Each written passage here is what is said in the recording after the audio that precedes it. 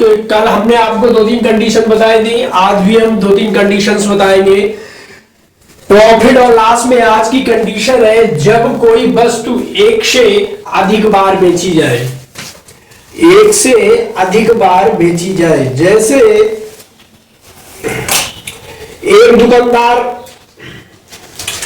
15% हानि पर कह रहा, एक दुकानदार 15% क्या करता है, 15% हानि पर किसी वस्तु को बेचता है। 15% हानि पर किसी वस्तु को बेचता है।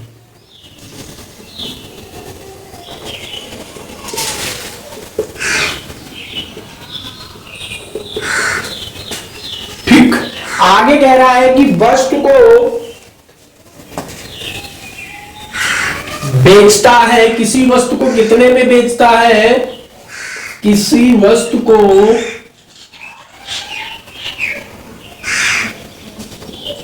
1275 रुपए में बेचता है। और अगर 25% लाभ कमाने के लिए, अगर 25% लाभ कमाने के लिए कितने में बेचेगा, कितने में बेचेगा। ठीक है, क्वेश्चन देख लो एक बार। जब कोई दुकानदार है 15% हानि पर किसी वस्तु को बेचता है, यानी 1275 रुपए में। ठीक है, एक बात और कह रहा है कि अगर उसे 25% का लाभ कमाना है तो वो उस वस्तु को कितने रुपए में बेचेगा। तो दोस्तों इसको हम डायरेक्ट भी लगा सकते हैं, किससे, सूत्र से भी, और व्यवहारिक से, व्यवहारिक मेथड से भी। तो सबसे पहले हम आपको बताएंगे, चलिए सूत्र मेथड से ही बता दें। तो सूत्र मेथड आपको पता है क्या होता है, क्या निकालना है। क्वेश्चन को पढ़कर ये एक दुकानदार ने क्या किया, 15% हानि पर किसी को बेचा है। ठीक है, और वो कह रहा है कि 25% लाभ कमाना है। ठीक है, कितना कमाना है, 25%। तो जैसे हमारा फार्मूला क्या होता है, क्रय मूल्य का और विक्रय मूल्य का दोनों फार्मूले। अगर आपको सीपी निकालना है तो क्या करना पड़ेगा, विक्रय मूल्य का गुणा एसपी गुणे 100 बटे एसपी गुणे 100 बटे 100 प्लस माइनस एक्स।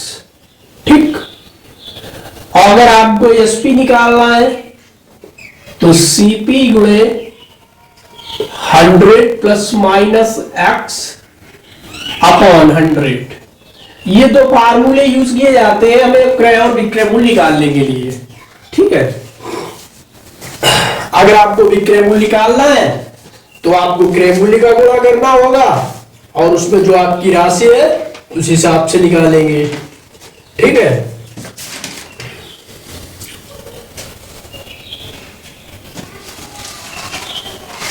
तो आगे अब यहां पे क्रय मूल्य क्या है। ठीक, तो सबसे पहले बात करते हैं, एक दुकानदार 15% हानि पर बेचता है तो वस्तु को कितने में बेचता है, 1275 रुपए में। तो मतलब कि वस्तु का जो एक्चुअल पैसे होंगे, एक्चुअल अमाउंट होगा, तो उसमें 15% हानि है तो 1275 नहीं होगा, इससे ज्यादा ही होगा ना।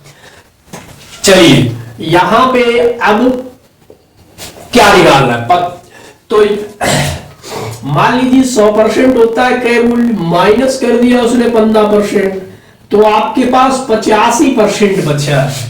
ठीक, यानी 85% में बेचेगा तो उसे 1275 रुपए मिलेंगे। ठीक है, आइए तो यहां से निकाल लो सीपी इक्वल टू 1275 में गुणे 100/85 है ना, काट दीजिए। 20 पंचे 100, 20 से कट रहा है ना, 17 पना 85, इधर काटिए 17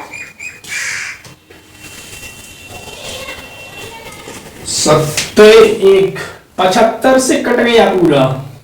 आपके पास कितना बचा, सीपी इक्वल टू बचा है आपका 75 में गुणे 20, 75 गुनी 150 यानी 1500 रुपए। यहां पे जो आपका सीपी आया वो 1500 रुपए आया। ठीक, ये घाटे की बात है। जब उसने क्या किया, 15% हानि पर बेचा तो 1275 रुपए प्राप्त हुए। तो उसने जो खरीदा था वो 1500 रुपए में खरीदा था और 1275 में बेचा। ठीक, और 15% हानि। ये बात यहां तक क्लियर हो गई। अब जो दूसरी बात कह रहे हैं कि अगर 25% लाभ कमाने के लिए कितने रुपए में बेचेगा। ठीक, चलिए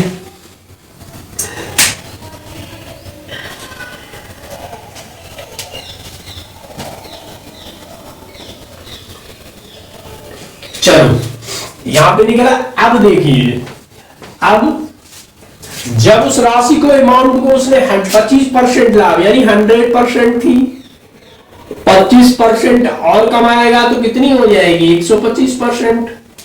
सीधी सी बात है, 125% हो जाएगी। तो निकाल लीजिए सीपी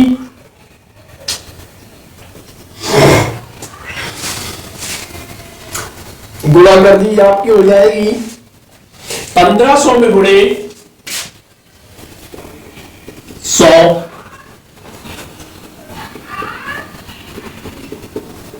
बटे 125, काट दीजिए।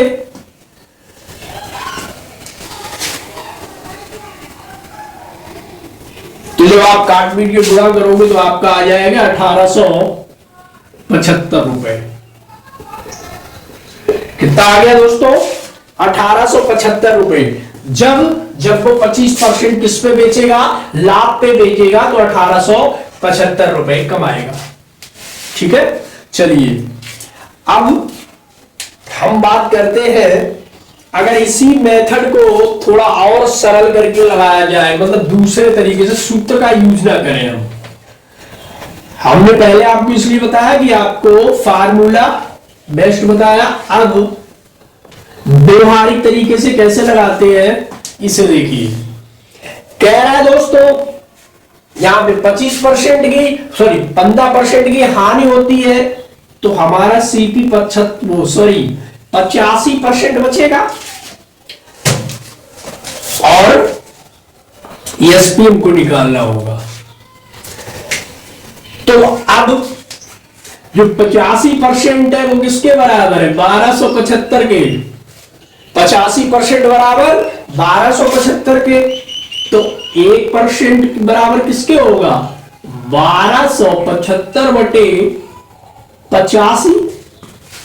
1275 बचे 85, 1% होगा। लेकिन अब यहां पे जैसे पीछे लगाते थे 100% होगा। भाई साहब अगर आप यहां पे 100% कर दोगे तो वो आपका क्रय मूल्य हो जाएगा। हमने क्या बताया था, जो क्रय मूल्य होता है वो अपने में क्या होता है, 100% होता है। तो अब बात इसकी करेंगे कि जो उसे लाभ कमाना था 25%, तो 100 में 25 तो कितना हो जाएगा, जब 1% बराबर 1275 के, तो 125% किसके बराबर होगा, 1275 बटे 85 गुणे 125। ऐसे ही तो हो जाएगा। तो जब आप काट पीट करके कैलकुलेशन करोगे तो आपका आंसर आ जाएगा 1875 रुपए। ठीक है, एक लाइन में लग गया आपका सवाल। ठीक है, चलो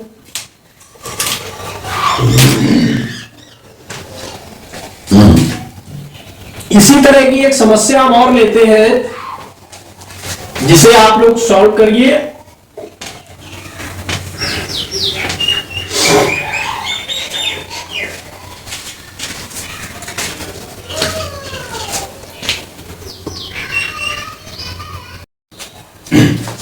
यहाँ पे क्वेश्चन में आपसे कह रहा है कि एक दुकानदार किसी वस्तु को 30% लाभ पर बेचता है और 7800 रुपए कमाता है।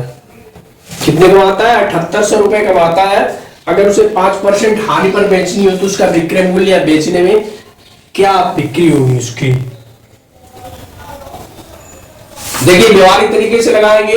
एक दुकानदार ने क्या किया? 30% लाभ पर, तो यानी हमारा सबसे पहले क्या था? 100% था, हमें 30% लाभ पर बेचा, तो जो हमारा सीपी निकल गया है कितना हो गया? 130%। कितने में बेचता है? 7800 रुपए में। 130% किसके बराबर है? 7800 के। तो 1% किसके बराबर होगा? तो 1% इक्वल टू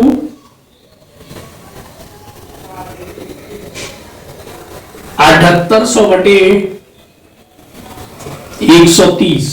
एक दिन काट दीजिए, 3 छक्का 6 से कट जाएगा, आपका कितना आएगा? 1% बराबर आ गया आपके 60 के। ठीक है, 1% बराबर आपका किसके आ गया? 60 के। अब दूसरी कंडीशन कह रहा है कि 5% अगर हानि होगी तो विक्रय मूल्य क्या होगा? 5% की हानि के लिए दोस्तों अगर मैं इसे 100% करता हूं तो ये क्या हो जाएगा? क्रय मूल्य हो जाएगा।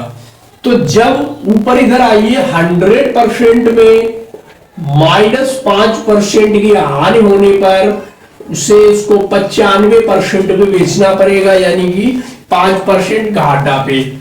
तो वो 95% क्या होगा? 60 का 95, 60 का 95 होगा। गुणा कर दीजिए, 6 पंचे 30, 1 जीरो और है, 6 54 और 3 57। आपका आंसर आ जाएगा 5700 रुपए। जब वो 5% हानि पर बेचेगा तो आपको 5700 रुपए प्राप्त होंगे। ठीक है, तो ये 2 क्वेश्चन आपको समझ में आए।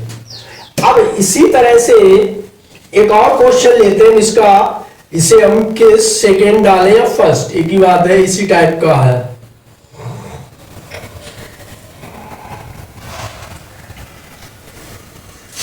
तो अब अगली टाइप का क्वेश्चन,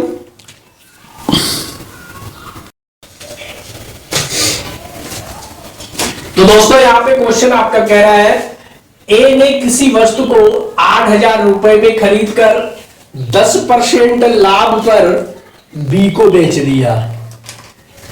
10% लाभ पर बी को बेच दिया और बी ने 20% लाभ पर सी को, और सी ने 25% हानि पर डी को बेचा। तो डी ने कितने रुपए में वो वस्तु खरीदी? बात ये है 8000 रुपए में क्या किया? ए को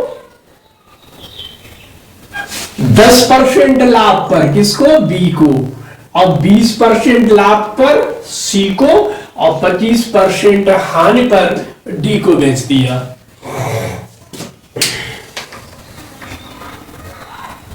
देखो दोस्तों, अब यहां पर ए बी सी डी यानी 8000 ये अमाउंट ए के पास था, ए ने बी को ट्रांसफर किया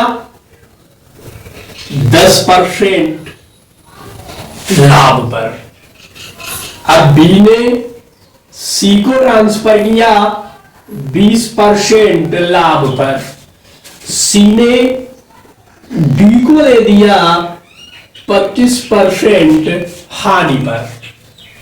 ठीक, ए के पास तो पता है कि 8000 थे। ठीक, ए के पास हमें पता है कि 8000 थे और 8000 इसने इसको किसके दिए? 10% लाभ पर दिए बी को। तो 8000 का 10% लाभ क्या होगा? आ जाइए, 8000 गुणे 110/100। ठीक, अब ए ने क्या किया, अब वही ए की जो राशि है बी ने सी को दी, कितने में, 20% पे। 20% मतलब 8000 में गुणे 110/100, इसका 20%, तो क्या हो जाएगा 120/100। और ये 25% हानि पे दी, यानी 75/100 बराबर डी। बराबर डी मतलब डी का कितने में बेचा डी ने ये चीज। चलिए अब क्या बचा, सिर्फ कैलकुलेशन बचा। इतना ऐसा कंफ्यूजन वाला क्वेश्चन एक लाइन में हो रहा है, देखिएगा। अब ऊपर के 1 2 3 4 5, 2 2 4 1 5, 0 कैंसिल हो गए आपके, ठीक। तो यहां पे कितना आ गया, 15×75, 5 दूना 10 और 2 में गुणे 4, 2 4 को 8, तो यहां क्या आया आपका 12 15 4, आपका क्या हो गया 12 15 4। 11 भी है, तो अब जो आपकी राशि बची है दोस्तों वो ही हो जाएगी 4 में गुणे 11 में गुणे 12 में गुणे 15, वो जोड़ लो।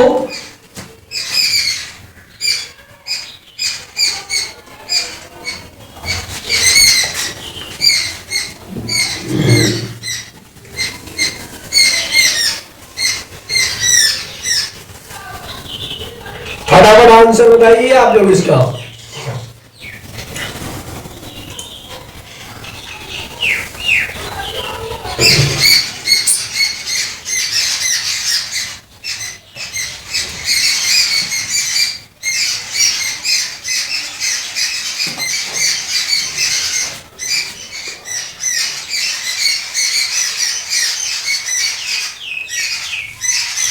तो दोस्तों यहां पे ये कैलकुलेशन होके आ जाएगा 7,920,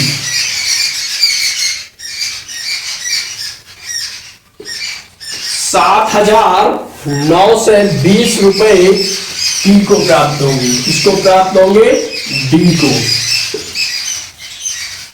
तो दोस्तों हमने यहाँ पे 3 कंडीशन से आपको बताई है आज।